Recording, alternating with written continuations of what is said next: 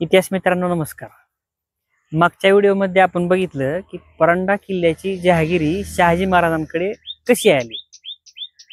तर आज आपण पाहणार आहोत परांडा किल्ल्यावर घडलेली एक ऐतिहासिक पण हास्यास्पद घटना. तर साल होतं इसवी सन 1549. दख्खन मधलं राजकारण ढवळून निघालेलं होतं. त्यामध्ये अहमदनगरचा निजामशाह आदिलशहाच्या राज्यावर हल्ला करणार ही बातमी पसरली होती. मग ही बातमी इब्राहिम आदिलशहाला कळताच निजामशाह यायच्या आधीच आपणच त्याच्या राज्यावर हल्ला करून आपल्या राज्याचं रक्षण करावं ह्या हेतूनं आदिलशहानं आपली फौज एकत्र करून निजामशाहीच्या परांडा किल्ल्यावर हल्ला करण्याचं ठरवलं. पण परांडा किल्ल्यावर तो फौज घेऊन आला, पण त्यानं बघितलं की इथं आल्यानंतर बघितलं की परांड्याच्या किल्ल्याचे दरवाजे तर उघडेच आहेत. हे दरवाजे उघडे आहेत हे कळताच त्यानं क्षणाचाही विलंब केला नाही. पूर्ण आपली फौज घेऊन एकदम किल्ल्यातच घुसला. हे एकदम झालेलं आक्रमण बघून किल्ल्यातील शिबंदीनं लगेच शरणागती पत्करली. नंतर हा किल्ला आदिलशहानं आपल्या सोबतच्या एका दख्खनी सरदाराच्या स्वाधीन केला. परांड्याच्या आसपासच्या परिसरातून प्रचंड खंडणी गोळा केली आणि परांड्याच्या आसपासचा परिसर जाळून उद्ध्वस्त करून बेचिराग करून टाकला.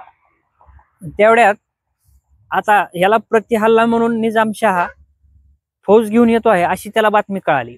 ही बातमी कळताच आदिलशहा विजापूरला निघून गेला आणि किल्ला इकडं एका दख्खनी सरदाराच्या स्वाधीन केला होता. तो किल्लेदार तिथं कारभार करत थांबला होता. एके दिवशी अचानक रात्री काय झालं की किल्लेदार झोपलेला होता. किल्लेदार झोपलेला होता त्यावेळेस त्याच्या कानाजवळ एक डास गुणगुणला. डास गुणगुणल्यावर तो अचानक जागा झाला. पण त्याला वाटलं की हा डास गुणगुणण्याचा आवाज नाही तर निजामशहाच आपल्या वर फौज घेऊन आलाय आणि त्याच्याच फौजेनं रणशिंग फुंकलंय की काय.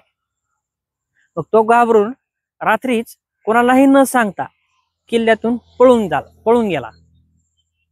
सकाळी किल्ल्यावरचे लोक जागे झाले, किल्लेदाराला शोधलं, किल्लेदार गायब. मग त्या लोकांनी किल्लेदाराचा आदर्श घेतला. किल्ल्यातले लोक तेही पळून गेले आणि तिसऱ्या दिवशी बुरान निजामशाह किल्ल्याजवळ आला. किल्ल्यापाशी त्याला कुठलीच हालचाल रेलचाल दिसत नव्हती. त्याला आश्चर्य वाटलं. तो किल्ल्यात त्याने प्रवेश केला. पाहतो तर काय किल्ल्यात कुणीच नव्हतं. केवळ एका डासाच्या गुणगुणण्यामुळं आदिलशाहीला आपला परांड्यासारखा महत्वाचा किल्ला गमावावा लागला. हे हास्यास्पद आहे, नाहीतर काय. अशाच प्रकारच्या नवीन नवीन माहितीसाठी आपल्या चॅनलला सबस्क्राईब करा. व्हिडिओ आवडला असल्यास व्हिडिओला लाईक करा. भेटूत पुढच्या व्हिडिओत. जय शिवराय.